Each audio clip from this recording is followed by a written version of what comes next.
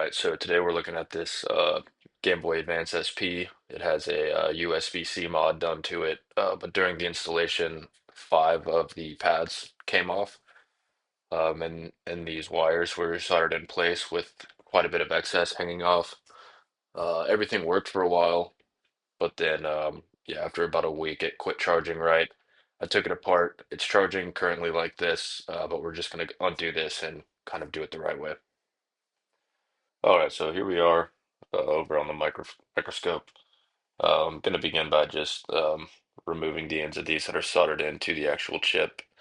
And the plan here was to just use those same wires, but just solder them in as more of a direct path. So yeah, as you watch, you'll see this works for some of them, but eventually I end up pulling out one of the cables, which means I have to pull the port off and resolder as the pad is actually underneath the port. So there we go, pulled off that piece of Captain tape. You can see now pretty clearly here that we're missing five pads right in the middle. So we're just going to clean it up. Then I'm going to come in with a razor blade and scrape off some of the solder mask here. There's a diagram there for reference. So this one I'm scraping here is for the VCC pin. So this is actually what's going to give us the voltage to charge. The one next to us, or the one just here on the right, is one of the audio pins. So we're just going to get those nice and tinned up. I'm going to come back in with some more enamel coated wire, tack everything down. Then we can get started with putting the port back on.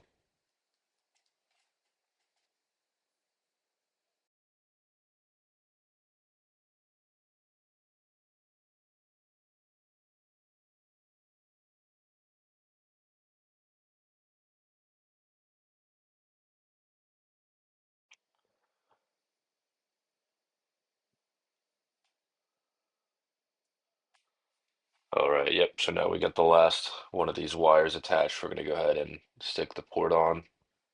It won't sit flush just because of these wires underneath it, but it won't cause an issue for clearance either. So we're just going to pretend it is flush. There we go. Got the ground pad soldered in. Now, something that I learned while doing this, you'll notice I'm starting on this far left wire here, which is actually, you can solder it in after the port's already down.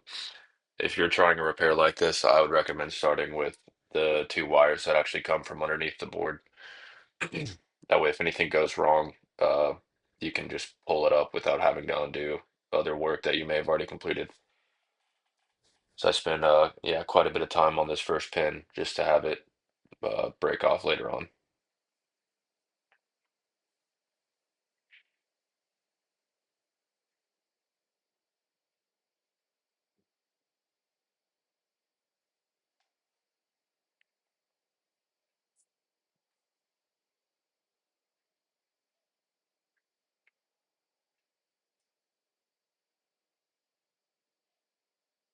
Yep, that third one that I just kind of pushed off to the side is a ground pin.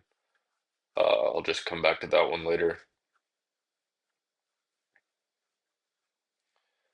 Yep, so this one is one of the ones that comes from underneath. Definitely should have started with this. As you can see right there, it came loose. So it means you're gonna have to, undo the previous work, pull the port back up, and basically start over. Although we did manage to keep that middle pin there. Maybe it's the fourth one, I'm not sure. But yeah, that one didn't have to come back off. So guess we got lucky there. So again, yep, we're just gonna pop the port back down, solder on the anchors,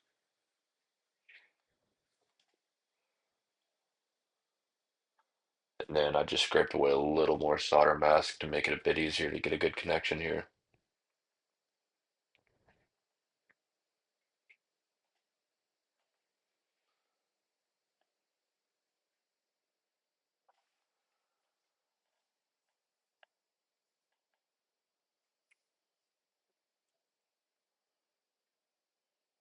The biggest trick is to just try to be patient.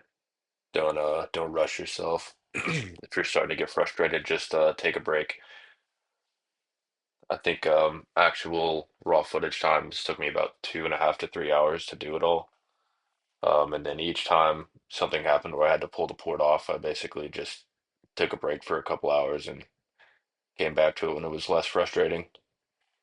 But yeah, this kind of repair is definitely possible. It just takes some patience.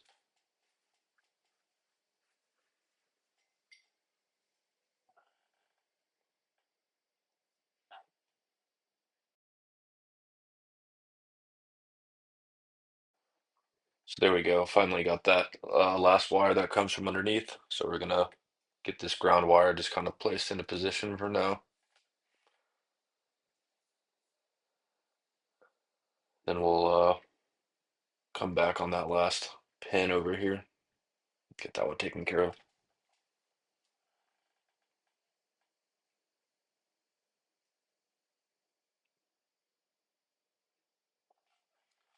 And then, yep, just putting the kind of finishing touches on this ground over here.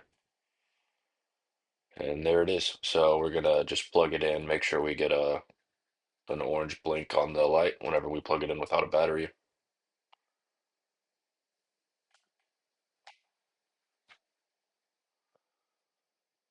Which, yep, as you can see, that's exactly what we'd expect. At this point, you should probably also throw the battery in and make sure it actually charges before you go to reassemble. I actually did that, I just didn't do it on camera. Yeah, so the rest of this is just going to be me throwing the Game Boy back together. I have that IPS screen, so I just solder in the button wire there. The rest of this is, yeah, pretty standard, just reassembling the Game Boy.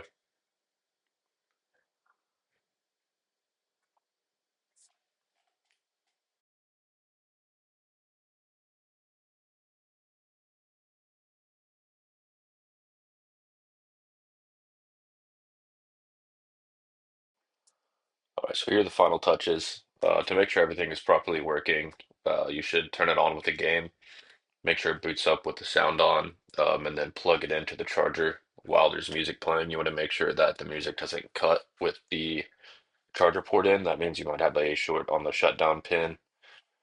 Um, Otherwise, if it's charging, the sound works, then you've successfully done it. So lost the sound in this video, so apologies for that, but everything was working here at the end of this video. Thanks for watching.